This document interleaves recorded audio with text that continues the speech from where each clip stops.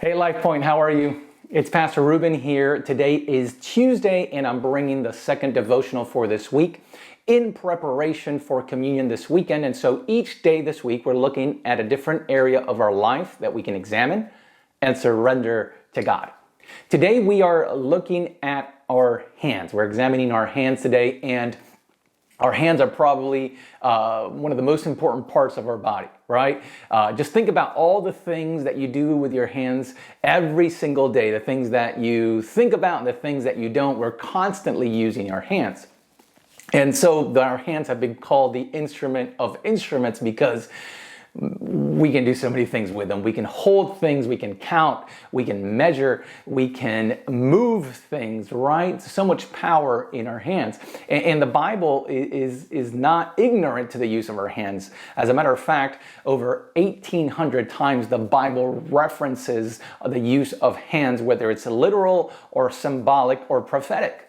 And so many times hands are used also to portray God's actions, as God outstretches his hands as a sign of his power, and also as he uses his hands as a way of protecting his people or as a way of extending his grace. And so it's not only for God's actions, it's also for human actions. It's constantly showing human movement and actions when it mentions our hands.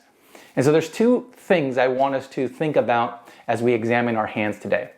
The first one is that the Bible strongly recommends and urges each human being to use their hands for good, to use their hands for service. Psalms chapter 90 verse 17 says, "Let the favor of the Lord our God be upon us and establish the work of our hands upon us." Yes, establish the work of our hands. The Bible there, the author is trying to tell us that God has a purpose for our hands. He has a purpose, he has a meaning for our hands, and it's to bring good to ourselves, but also good to those around us. So today it's a good opportunity to ask ourselves, what am I using my hands for today? Am I using my hands to make someone's day better? Am I using my hands just for selfish purposes? Ecclesiastics chapter 9 verse 10 says, "Whatever you find, your hands find to do, do with all your might. For in the realm of the dead where you are going, there is neither working nor planning, nor knowledge nor wisdom." In other words, while we still have breath and we still have life, there's still a purpose for our hands, and we should do it with all of our might. The second aspect that I want us to think about today is that we can use our hands. We should use our hands for probably the most powerful thing we could ever do, and that is to bring worship to God.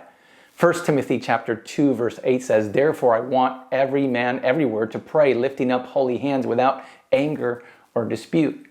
In other words, we can use our hands to pray and worship God, and at the same time, that sign of worship is not only vertical going up, but it's also horizontal as we're stretching out.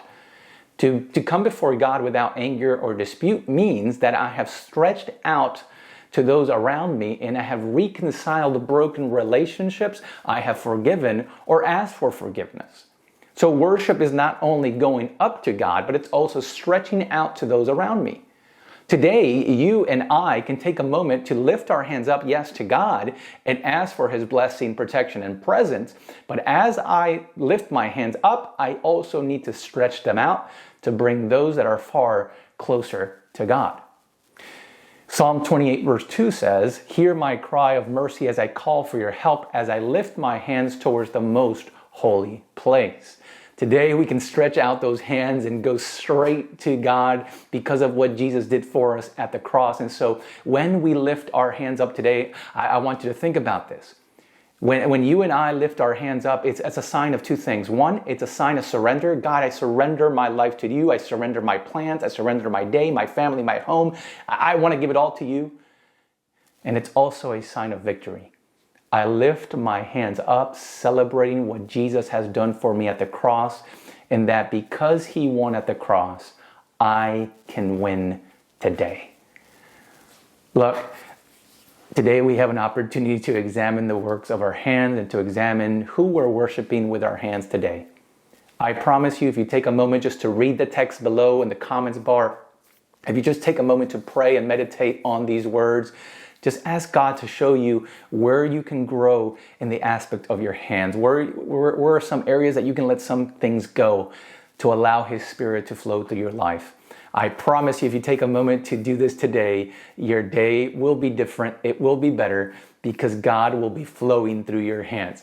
As we continue to pray this week and examine this week, I want to encourage you to make sure you're watching each video this week. If you missed yesterday's video, just click on yesterday's link there and watch yesterday's devotional about examining our feet, and make sure that you tune in tomorrow to check the next part of our life that God wants us to surrender to Him.